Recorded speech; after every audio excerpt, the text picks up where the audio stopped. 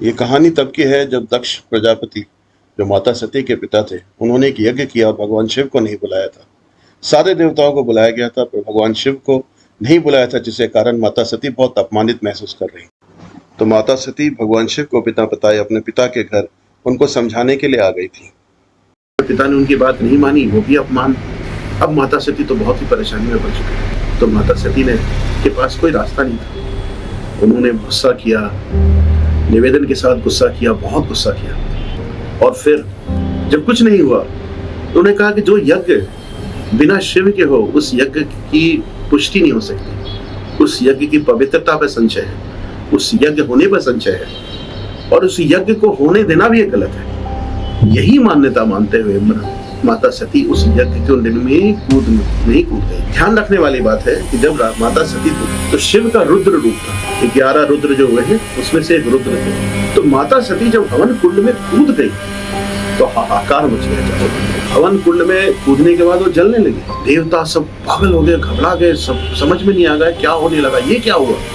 ये तो सोचा ही नहीं था किसी ने कि माता सती हवन कुंड में कूद गई। ये जब ऐसा हाहाकार मचा तो कितने देर बाद छिपनी थी ये बात देवाधिदेव महादेव रुद्र शिव को, जो समाधिस्थ रहते हैं, उनको पता चल गई। जैसे ही ये बात उन तक पहुंची तो शिव का विकराल गुस्सा उनके ऊपर आ गया। शिव जो है अपने पूरे नाराजगी और पूरे प्रचंड अट्टहास करके करते इतने गुस्से में आ गए कि वो तांडव करने लगे। रुद्र तांडव। ये जो आप तांडव जानते हैं, 3 तरह का तांडव होता है, उसका रुद्र तांडव। ये रौद्र तांडव था, वो शिव था।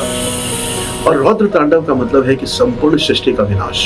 ये हम सब जानते हैं कि ब्रह्मा जो है वो क्रिएटर है, रचयिता है।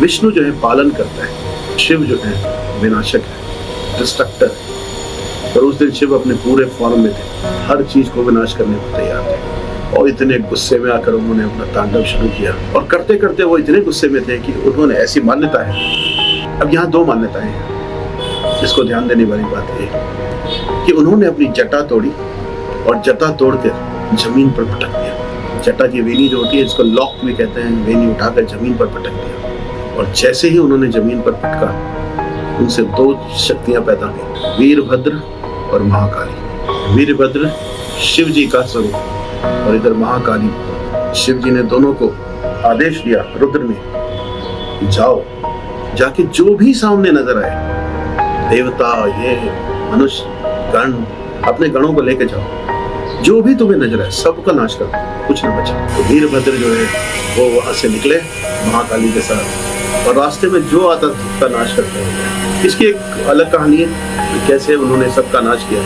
पर इसके साथ जो पैरेलल बात हुई, पहली बार वीरभद्र को थोड़ा धक्का लगा था, वापस आया था, फिर दोबारा वो गए अटैक करने के लिए गणों के साथ। तो शिव जी जो है फिर कैलाश से उठे और उन्होंने माता सती का जो जलता हुआ शरीर है अपने कंधे पर रख दिया, और कंधे पर रखकर वो चलने लगे। और शिव जी का कंधे पर रखना और जलता हुआ शरीर, विनाशकारी दृश्य क्योंकि कल्पना भी नहीं की जा सकती। गुस्से में जब देवादिदेव महादेव रौद्र रूप में रुद्र खुद शिव हर एक पग पे चले जा रहे हैं, तो विनाश हर तरफ लीला खेल गई। हाहाकार मच गया। देवताओं त्राहिमाम करके भागने लगे। बचाएगा कौन, रोकेगा उन्हें? आज अगर शिव शांत नहीं हुए तो सब कुछ खत्म, ये संसार खत्म, ये ब्रह्मांड खत्म। और शांत करेगा कौन? लोग हाहाकार करके निवेदन कर रहे हैं, पर शिव रुद्र जो है वो सुनने को तैयार नहीं। वो तो अलग एक भावनाओं के अलग ओत में है। माता सती कंधे पे जलता हुआ शरीर। ऐसे केस में सबने जाके भगवान विष्णु को निवेदन किया, क्योंकि एक आप ही है जिनकी आप उनको शांत कर सकते हैं। भगवान विष्णु ने सोचा कि अभी बातचीत से तो कुछ होना नहीं है, तो जो रूट कॉज है, जो जिसके कारण शिव जी अभी गुस्से में हैं, पहले उसको खत्म किया जाए।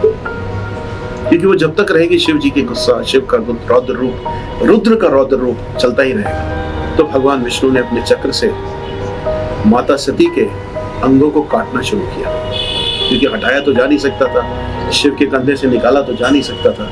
तो उन्होंने दूर से चक्र को फेंका और चक्र एक एक करके धीरे धीरे अंगों को काटना शुरू किया। तो एक एक अंग कट कट के जमीन पे, पृथ्वी पर गिरते चले गए। ऐसी मान्यता है जो मैंने शुरू में कही कि 52 जगह पर गिरे, 52